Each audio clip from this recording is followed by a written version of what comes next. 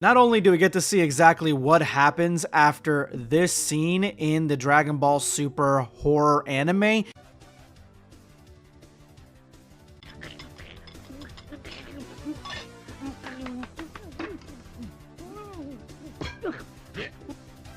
You see another person that looks identical to you. Run away and hide.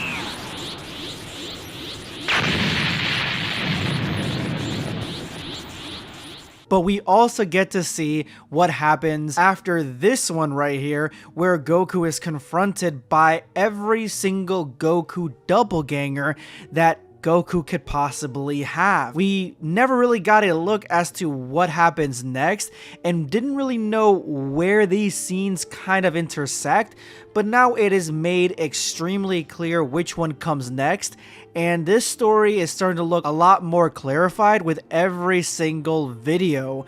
Let's jump into the newest episode of Dragon Ball Horror.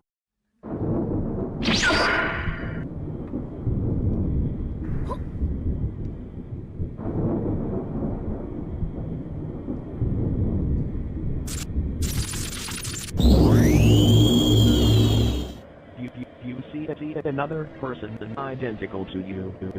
You. Run away, hide.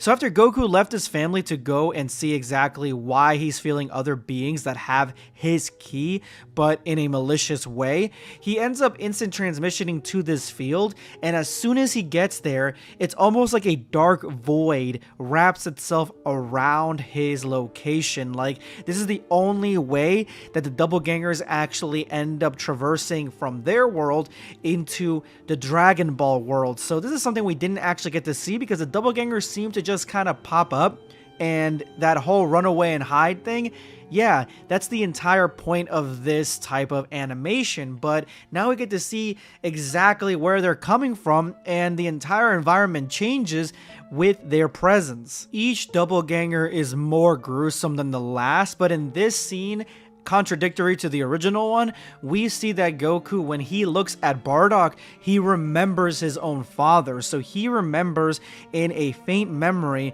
that this guy is his dad, and that this guy means more to him or has a deeper meaning than any other doppelganger in here except for one. First of all, I like the fact that Goku says, "Who are y'all?" Like, he's got this southern drawl for some reason. Don't understand that.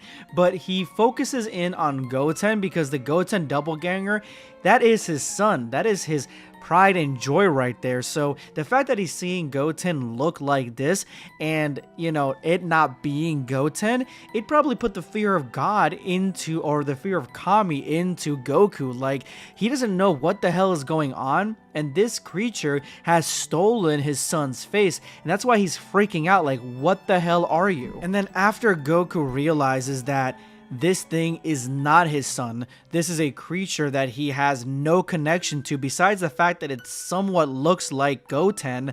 He ends up, for the first time in this Dragon Ball horror anime series, ends up striking him. We really don't get to see much of these fights at all. Everything is kind of like what happens next.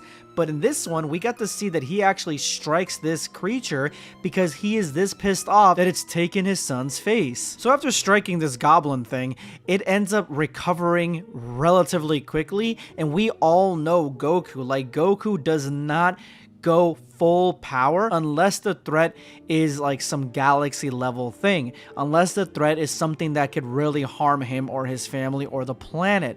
So when he punched it, he realized that there is really no holding back with these things. He punched it, it didn't do any damage, this thing is fine, and so he needs to pull out all the stops, and now he's going into Ultra Instinct to face off against these beings. It's not even normal Ultra Instinct, this is Master Ultra Instinct. So these creatures must be that strong, and we finally get to see not only what happened after Goku left his family and Gine attacked them, but also the conclusion of the Goku Doppelganger video. We didn't really get to see what happened next, and it looks like Goku not only is going to fight these things, but at the exact same time, it does seem like the story is kind of disjointed, and we're almost going backwards and forwards when it comes to telling this story. But I absolutely loved it.